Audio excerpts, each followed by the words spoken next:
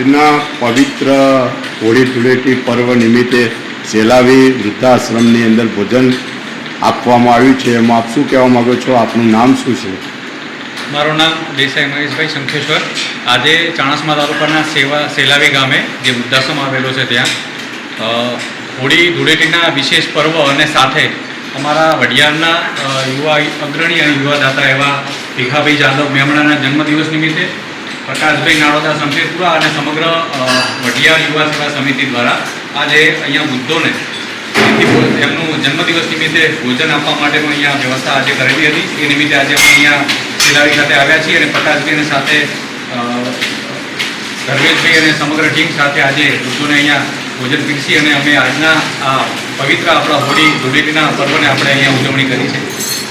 આજના જે જન્મદિવસો અને જે ખોટા ખર્ચા કરે છે એમાં આપ શું કહેવા માગો છો? હા, આજે જે યુવાધન પોતાના જન્મદિવસ નિમિત્તે ખોટા ખર્ચાઓ અને પશ્ચિમી સંસ્કૃતિ પાછળ જે પાગલ થઈ રહ્યું છે એમને એક જ આજના દિવસે સંદેશ છે કે આપના જન્મદિવસના નિમિત્તે આપ કોઈ સમાજને ઉપયોગી થાય એવા સારા કાર્ય કરો. વૃદ્ધાશ્રમોમાં, કોઈ સ્કૂલોમાં, કોઈ નાના બાળકોને તમે સારી પોતાની કીટ આપી અને પોતાનો જન્મદિવસ ઉજવો, જેથી કરી આપણી ભારતીય સંસ્કૃતિની પરંપરાને આપણે જાળવી શકીએ.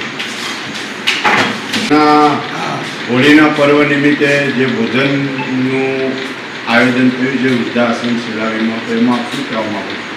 બરાબર મિત્રો, વૃદ્ધાશ્રમ સેલાવીને આજનું ભોજન ભીખાભાઈ જાદવ મેમણા એમના જન્મદિવસની ખુશાલી નિમિત્તે આજનું ભોજન સેલાવી વૃદ્ધાશ્રમના આ વૃદ્ધોને મિષ્ટાન ભોજન આપવાની ભાવનાથી એમને આજનું ભોજનનો પ્રોગ્રામ રાખેલો છે.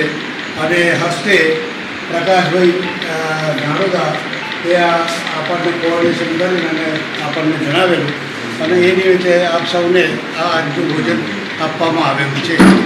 ભગવાન ભીખાભાઈને અને પ્રકાશભાઈને દીર્ઘાયુષ આપે અને ઉત્તર એમની પ્રગતિ થાય, હેલ્થ સારી રહે અને આવી સખાવત કાયમ માટે કરતા રહે એવી ભગવાનને પ્રાર્થના કરીએ છીએ.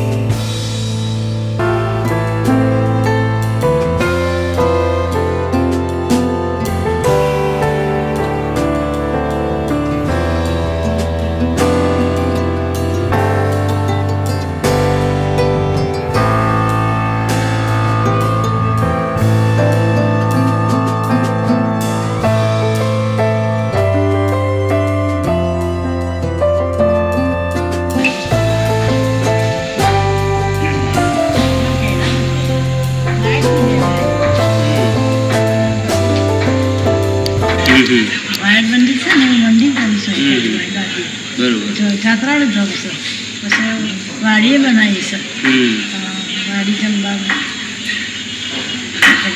બધું જ કરવું બધું. મુંબઈ રહી અને ભાઈઓ ભાઈ બાપીને અટકાવી મુંબઈ. બરોબર. તો તમે એકલા જ ખાલી?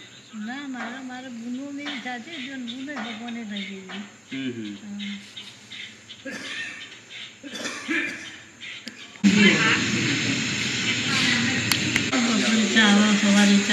કેટલા વાગે ઉઠી જાવ? 6 વાગે. 6 વાગે એમ ને? અને ઊંઘવાનું?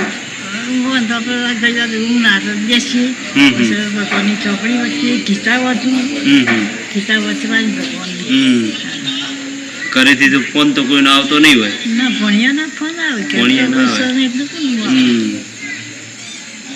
ભણ્યા હે ને ગુનોના કોઈ મુંબઈ ગયા કોઈ અમદાવાદ ગયા એવી રીતે આડાવડા રહી કોઈ પાટણ છે કટમના છોકરા રહી ફોન કરું બાપા છોકરા બસ તારે આનંદ કરો હવે. આપણે જુઓ ભાઈ બીજું જુઓ આપણે જુઓ આનંદ જુઓ બીજું શું કરીએ કહો ભાઈ બધા સુખી થઈ ગયું તમને બધા ભાઈ આર્થિક સારું કરજો તમારું બધું કરજો